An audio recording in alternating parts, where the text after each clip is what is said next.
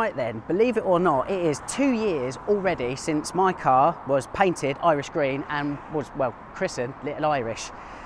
To recap the story, when I bought the car, it was Zenith blue with a white wrap over the top. We pulled the wrap off because it was hanging and all the paint came with it. So it needed a respray all over. I love Irish green paint. It's my favourite Porsche colour, and it has significance within the company as well, because a lot of cars that are given to the Porsche family over the years have been in Irish green. That was summer of 2019. I've probably covered around 20,000 miles since it was painted. That includes track days as well, by the way, so it has lived a proper life.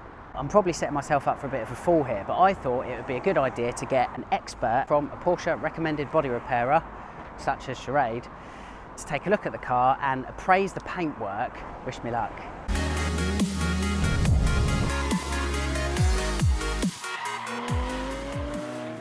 In case you didn't know, Shorade are one of just a handful of Porsche recommended body repairers in the UK, dealing with both repair, restoration and preservation of everything from the very latest Porsches to the earlier stuff too.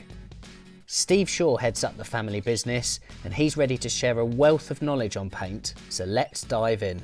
Steve, thanks for having me back to Shorade once again. My pleasure. I've just said I think I might be setting myself up for a little bit of a fall here in letting a pro look at my paint a couple of years on, but the reality is as soon as a car leaves the body shop, it's at the mercy of stone chips and kind of all the rest of it. Exactly, so yeah. Is it hanging? Is it okay? No, it's on quick inspection of the car, having a quick look round it, it's generally held up pretty well. What you tend to find is with certain colours, they are more prone to pulling in after a period of time. So on the early model Porsches, so around this sort of age category, you had ocean blue and lapis blue. Yeah. They were notoriously bad for pulling in and pinching. It was basically how the tinters were created, the colours were created. It took a lot longer to dry. So if the base coat wasn't dried sufficiently before the clear coat went on, the coat underneath the colour was actually still wet. Yeah, okay. So over a period of time it pinched and pulled in, so you wouldn't get a nice flowing finish. Yeah. It was rectifiable because all you needed to do was colour sand it, DA flat the whole panel down, let it breathe and then repolish. Okay. So we around this model sort of range, we saw a lot of rework from that. Okay. Because it pulled back in after 12, 18 months. Yeah. I always say to people, if you are going to the expense of having a full repaint, we always like to see the cars back after about 12 months for us to re-inspect. It's inevitable you're going to get a small amount of dust inclusions in the paint. Now generally these would just be nibbed out and polished away. If you're going to do a full colour sand to the car to give it a piano finish, then obviously there's a lot more work involved. Like you've said, once it leaves the body shops, we're at the mercy of the weather and also how you look after and maintain your car yourself. A lot of people might be quite happy driving into the car wash on the side of the road, having traffic fuel remover sprayed all over it and just buffed up. So we don't know what's happening to that car thereafter. So your polish that you've put in to fill the little scratches where the nib's been done, over time can pop out. So you then see the flatting marks come back. Yeah. Or you might get a bit of pinching, or you might get a bit of gloss drop. So for us as a business, whenever we're doing a big job like this, a restoration job, a repaint, we want to make sure that for us as a business, the work that we've done is still looking great whilst it's out there 12, 18 months later. Yeah. So we always say to people, come back every 12 months. Every 12 months, we're quite happy to have the car back in, check it over. If there's any remedial polishing to do, we're quite happy to do that. Because I want what we do to look its best all the time. Yeah. Where do you stand on PPF? PPF, as we know as a product, it's come on massively in the past few years. The early stuff had issues with colour deterioration, so it started to yellow off. Yeah. How it was cut made a big difference as well. In the early days, a lot of people used to put a flat sheet on and cut round. Yeah, like it could end there or something. Yeah, exactly, which then you ran the risk of cutting into the paintwork. It has come on a long way over the past few years, and some of the stuff now is that good you can't even tell it's on. But what I would say, I'm very passionate about paintwork, and I would much rather see a nice glossy finish as opposed to a plastic finish. Yeah. I mean, you feel this and you can feel it's plastic as opposed to paint. Again, it's down to personal choice. like I say, I love fresh paintwork. Yeah, I think I do too. The mistake I made with this, and you'll see over the front, I ran it for a year with no PPF. Yeah. Did some track days, picked up stone chips and all the rest of it. I've then PPF'd over the top, so I've basically sealed in the stone chips. I appreciate that's the wrong thing to do, but, and I'm completely skeptical here, I am kind of petrified really of taking this off and pulling the paint again, and I'm in the same situation where this car was 2 years ago when it had the wrap and we pulled that off. Like, how, in your experience, I'm sure you've taken plenty of PPF off. Yep. How often does that happen? Like, even with the Gen 2 stuff, that, you know, this yeah, well, stuff. listen again, it all depends on the quality of the paint that's underneath. Okay, and not the PPF that's applied on top? Not the PPF. Okay. Again, it's how you take the product up. A lot of people will try and take PPF off cold, and I suppose it's just like removing a vinyl decal or anything. The glue residue that's left, you're pulling against it. Yeah.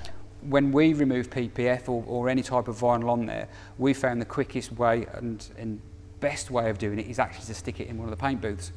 Okay, so soften it all up. Yeah, right, so we'll bake the car up to 65 degrees, which is what we'd normally bake paint at.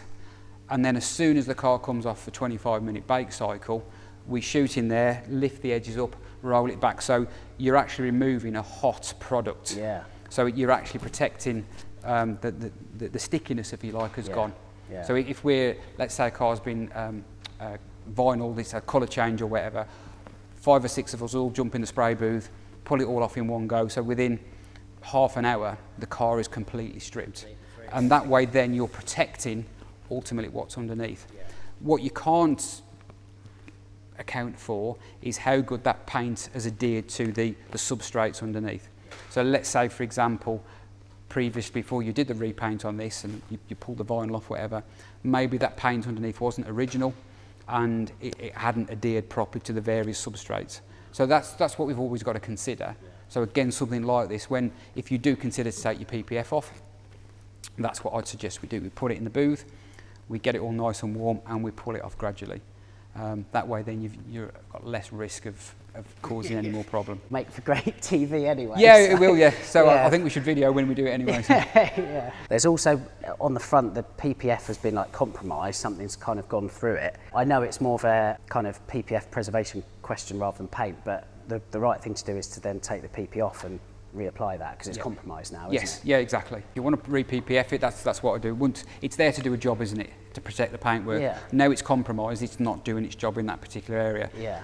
As the front PU and the bonnet gets most of the hammer on cars, sports cars anyway, it makes sense to re-PPF that. What's kind of your general advice to enthusiasts? They've had the paint done, it all looks good. In terms of kind of maintenance from that point on, assuming there's no PPF applied? Yeah, so really, whether your car's been repainted or it's the original paint on there, it's just making sure you're keeping the car clean. Depending on obviously the time of year, you want to make sure you're getting the salt off the car. In the summer, you've got your flies, you've got your bits and pieces, you've got your stone chips. Ultimately, if you do pick up chips, you want to make sure you've got a touch-up stick, just so you can dab a little bit of colour on it as well. Obviously, because it's base coat and clear, the base coat itself isn't sealing over it. Yeah. You just filling the hole full of colour. So generally the best thing to do is what we'll always do with customers who have big restoration jobs done, we'll always supply them with a bit of colour and a bit of clear coat. So you're dabbing your colour in first to fill the chip, and then a little dab of clear coat over the top. Or you could just use clear nail varnish.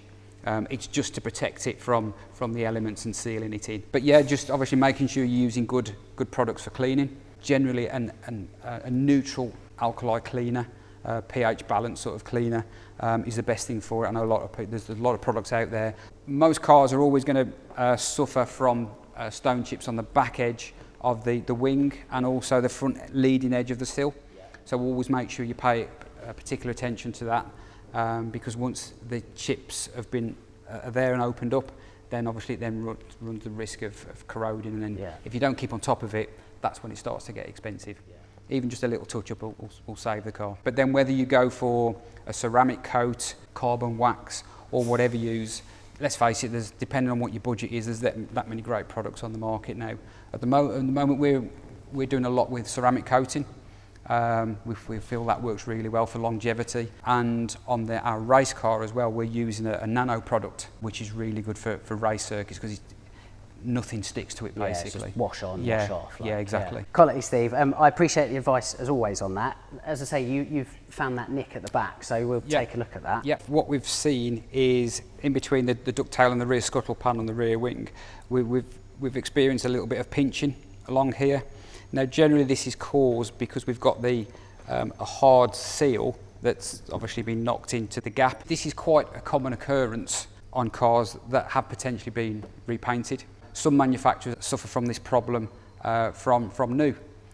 Generally if they're hand painted, when there's more product on the car, that's when you get it. So literally there's nothing wrong with the paint that's been applied. It's more a case of the amount of product that's on there, and then there's a tight seal in there that's creating a chafing sort of effect that over time it rubs it and moves it. This is like, it's not a negligence thing, this just happens. This just happens. It's not anybody's fault. It's not down to the guy who painted the car, the body shop who did it. It's something that happens. It's easily fixed in the fact that what we'd need to do is obviously remove the trims, etc. Take those areas back down to bare metal again, feather the paint back out. So we'd feather it back out to there, feather it back out to there, and just literally repaint these two areas, making sure that the paint that we've got on there is thin enough to make sure that the minimum amount of stuff's on there as possible. Yes. So obviously we know that this was originally painted at a Porsche approved recommended repairer. So we all follow the same protocol. So from Porsche's perspective, and also Glasurit, which is the chosen brand that we have to use, we have to make sure that we are sticking within the guidelines and the parameters of the paint depth. Set by Porsche. Set by Porsche, which sort of covers within their guarantee spectrum. Their standard is 750 microns total job. Yeah. Anything over that they consider to be excessive. So whenever we're doing a car, we'll first of all check how much paint's on there to determine how much we can put on. Generally from a full refinish perspective, so we're talking etch primer, we're talking 2-pack primer, base coat and clear, we're talking about 300 microns, 350 at the most if you've got filler under there as well. Okay, yeah. So we can see from this, if I just put this on there, it'll just quickly pick up. So you can see from that we've got 365 microns. Which I'm happy with. That is, it's not an excessive amount of paint. So when they painted this would have been pretty much taken back to bare metal, and we know it's not excessive. This is quite easy to fix, and the fact that we're not going to find, when we start DAing this off, we're not going to find problems underneath here, that there's layers of paint. So when you feather it back, it looks like an oak tree. Okay, right. Again, as a Porsche recommended repair, this is one of the first things we look at is, even before we decide what we're going to do regarding the paintwork, we need to ascertain how much paint's on here, how much we need to take off, because we know how much paint the depth is that we're going to need to put on there. So let's say, for example, let's say it's had a previous paintwork, and so if we go on there, so 423, 432 rather. So we can see then that if we were to paint on top of this, yes, you're going to take a little bit off, but then you're going to be putting another 350 on. We're getting a little bit close to that 750, so it would make sense for us to take this a little bit further back than just taking the clear coat off. So let's say it had a slight dent, so on your bonnet I've noticed a little bit of a high spot caused by obviously shutting it down on there. So if you were thinking about that, you'd be taking your repair area back to bare metal to a certain size, because you're going to have to put a bit of stopper in it, and then your etch primer, your 2-pack primer, base coat and clear and so forth. So we'd want to make sure that we were taking enough paint off so we're still under the parameters of what the motor manufacturer, Porsche, and the paint company want within their guidelines. All right, Steve, first of all, I'm fairly glad that you've not picked up too many faults with this. I appreciate the appraisal on my car, and thanks for going easy on me in front of the internet. No problem at all.